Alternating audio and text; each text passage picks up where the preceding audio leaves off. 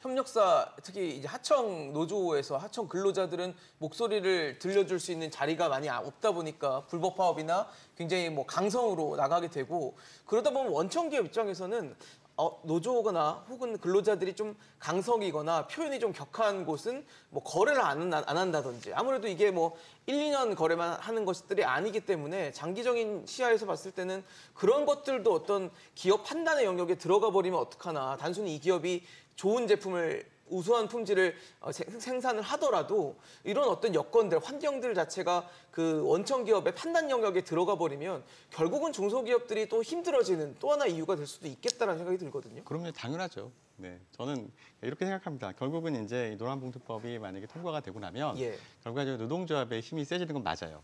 그리고 그러면 결국 노동조합의 어떤 그 비용 측면에서 기대 비용을 줄여준단 말이에요. 그럼 노동조합이 파업을 하는 결정을 할 경우에 파업했을 때 내가 얻을 수 있는 이익이 뭘까?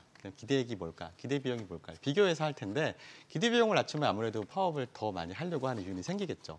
그러면 아무래도 그런 상황에서 만약에 노조의 강성 중소가 하청 기업의 노조에서 좀 더 이제 강한 노조 대표가 만약에 선출이 된다고 하면 우리 이거 파업했을 경우에 우리가 얻게 되는 그 손해가 그닥 크지 않다. 한번 해보자라는 얘기를 할 수 있어요. 그럼 또 하나는 이게 이제 재하청까지 만약에 이어진다고 하면 이제 이런 일도 발생할 수 있습니다. 그러니까 이제 재하청 기업에서 이제 하청 기업에게 뭔가 이제 뭐 관계 개선을 요구한단 말이죠. 그럴 경우에 이제 하청 기업에서 너희 그냥 원청이랑 같이 얘기해라. 그러면서 싹 빠지는 경우가 생길 수가 있어요. 그렇게 되면 결국은 재하청 기업들은 더 손해를 보는 상황이 생길 수도 있습니다. 그러니까 이게 사실은 단순한 내용은 아니에요. 굉장히 복잡한 이슈이고요.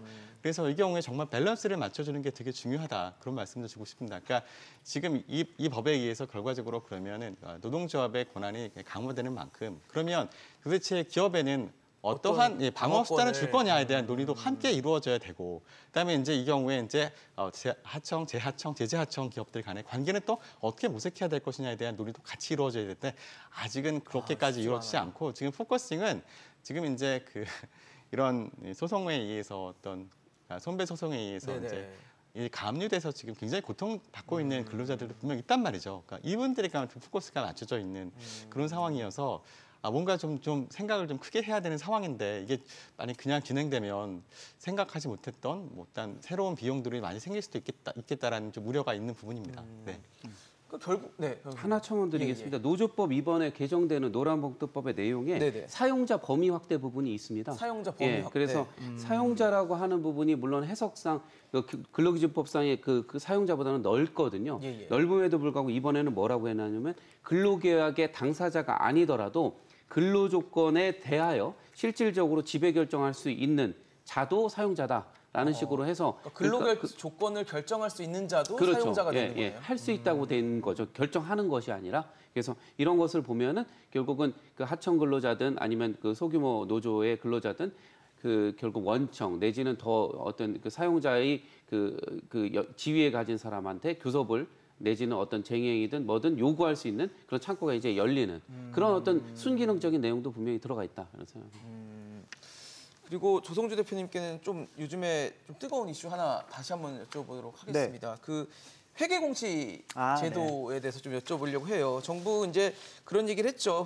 노조 회계의 투명성을 좀 강화한다라는 취지로 해서 이제 회계를 노조한테 공시를 하도록 했는데 최근 들어서 이제 한국노총은 이제 받아들였는데 민주노총이 계속 반대를 해왔죠. 이런 것들이 노조 탄압하는 거다라고 얘기를 했는데 최근에 이제 민주노총도 받아들이는 모습을 좀 보이면서 이제 뭔가 변화가 생기는구나라고 했는데 이제 여기에 이제 왜 그랬을까요? 민주노총 과연 왜 받아들였을까라는 생각에 좀 포커스가 쏠리는 것 같은데요. 보니까 회계제도 공시를 하면 세액공제를 해주더라고요. 네, 그렇죠. 그러다 보니까 이제 어떻게 보면 노조의 여건도 쉽지가 않고 이러다 보니까 결국은 이제 세액공제를 택한 거 아니냐라는 얘기도 나오는데 어떻게 보십니까? 몇 가지 이유가 있을 것 같아요. 사실은 이 회계공시 문제는 노사 양측이 노사가 아니죠. 정부죠, 이쪽은. 정부의 요구죠. 어쨌든 정부의 요구인데 노동조합이 절대 수용 못하거나 그럴 게 아닙니다. 그냥 자연스럽게 회계공시를 하면 되는 문제거든요.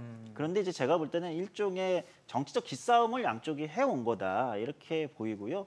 노동조합이 이미 장부나 이런 것들을 정기적으로 공개를 하고 있어요, 조합원들한테. 근데 그것을 좀 더 이제 투명하게 절차에 따라서 좀 더 하자. 이런 거를 이제 정부에서 한 건데 이제 노동조합에서는 안 그래도 지금 정부에서 반노동 정책이나 노동조합 입장에서는 반노동 정책으로 보이는 각종 정책들이 되고 노조에 대한 압박이 세지는데 이거 역시 일종의 압박 아니냐. 물론 제가 볼 때는 실질적 압박은 아닙니다. 노조 입장에서도 그냥 하면 되는 문제이기 때문에 큰 문제가 없어요. 근데 그렇게 이제 느껴지는 거고 그러다 보니까 이제 갈등을 빚은 건데 자연스럽게 이 문제는 그러다 보니까 정부에서는 세액공제 문제도 있지만 조합비 체크오프라고 그러죠. 이제 월급 나갈 때 이제 자동으로 조합비가 공제되는 네네. 이게 이제 굉장히 크잖아요. 그렇죠. 왜냐하면 일일이 노조가 걷게 되면 걷는 횟수가 줄어들 수밖에 없으니까 그런 문제들까지 통해 가지고 절차까지 통해 가지고 이제 압박을 했고 노조는 결국은 수용할 수밖에 없습니다. 명분상으로도 회계를 공시하는 것은 자연스러운 거기 때문에 결국은 수용하게 된 거고 제가 볼 때는 일종의 기싸움을 서로 한 거다.